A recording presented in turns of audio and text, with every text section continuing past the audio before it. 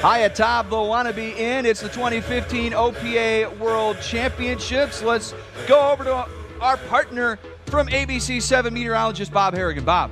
Thanks a lot. Right now, joining us live here is the throttle man for the fan favorite boat out here, as most all the races around the estates here. Miss Geico, we have Scott Begovich, right? Correct. And you are the throttle man. Yes, sir. And I know I was here Friday interviewing Mark Granite, and he was the driver, and he was talking to me about the boat. Had some problems on Friday. What happened on Friday? Well, we ultimately popped the motor, and that was the fourth we've done in the last 2 weeks. Wow. So we're kind of out of bullets. So we're not unable to race this afternoon. The place is awesome. The site is great. The fans are great.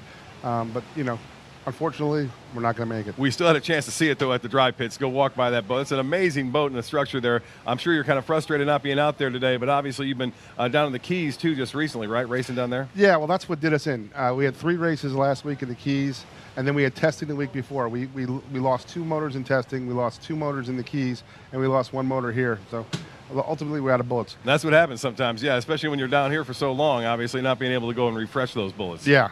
Exactly. Tell me a little bit about it. You were actually on the last lap, I believe, too, of that final race of 10 laps, wasn't it, on Friday? Yeah, we saw the oil pressure going down. We were just hoping it was going to make it to the end of the race. We finally we dove underneath them and got the lead, and no sooner than that happened, and boom, it went. Yeah, it's amazing to me. I'm a meteorologist, obviously, weather guy, but I've been enjoying these races off the coast of Sarasota and Siesta and Longboat for many, many years, watching you guys going up and down. It's just a pleasure of mine to be able to speak to you and talk to you about it, to be inside that fast-moving machine. How fast they get going?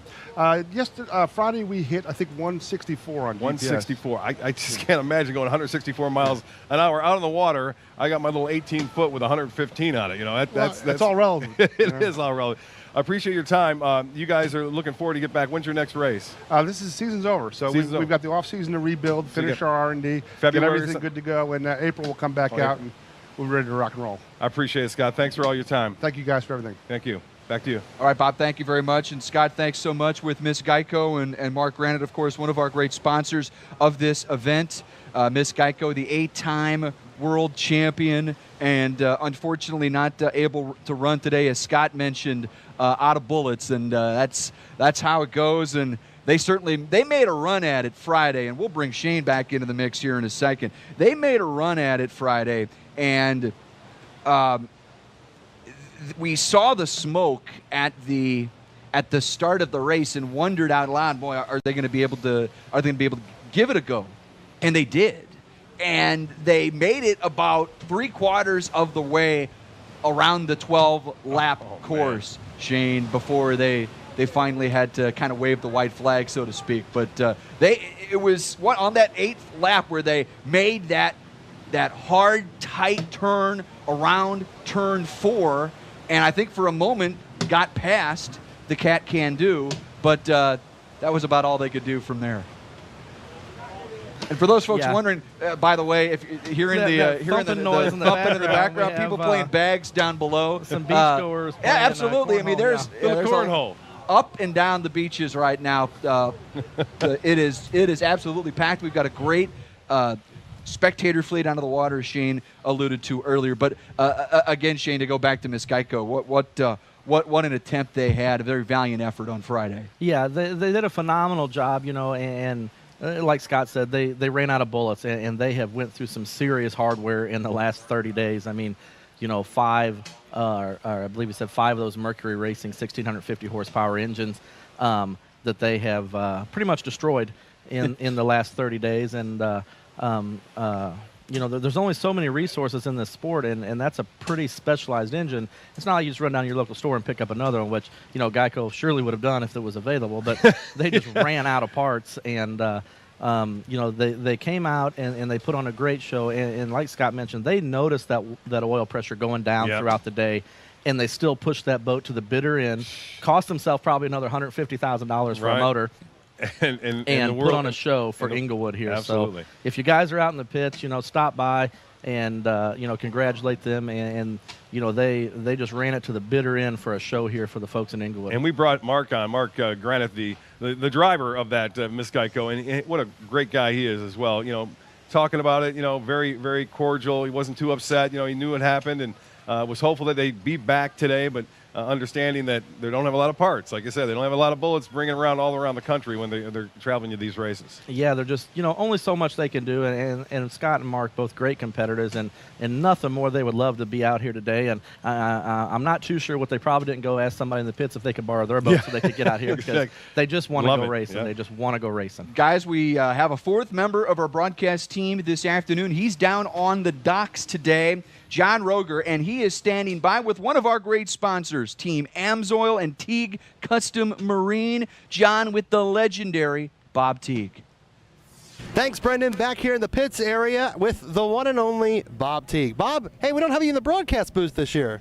Well, I'm busy out here racing, and of course I do the broadcast booths at the Lake of the Ozarks Shootout, and sometimes you got to come out and race too. So most of the time we do race, and I'm really glad to see you guys down here. I saw Brendan the other night on the street. Yeah, we're all really happy to be here this year. I tell you what, looking back on Friday, you guys had a fantastic race against Cleveland Construction out there. Tell us a little bit about that race. Well, we had to start on the outside. That's where the lane we were assigned, which does not give you an advantage. It's quite a disadvantage in our class when the boats are that evenly matched to not be on the inside lane. So we just had to wait for our opportunity to get over to the inside lane and come up on the inside. And once you do that, you can pretty much control the line. So our boat was slightly quicker than theirs and maybe a little faster. Their boat is never to be counted out as one of the best boats in the fleet. So we're happy to have a win, and they're our good friends, and I'm sure there's going to be another battle today. I can imagine so. Bob, for the average person watching this right now, there's a lot of new people watching here on our local stations throughout Florida. Tell us a little bit about this boat. This is a Skater 368, and the class is Super Cat.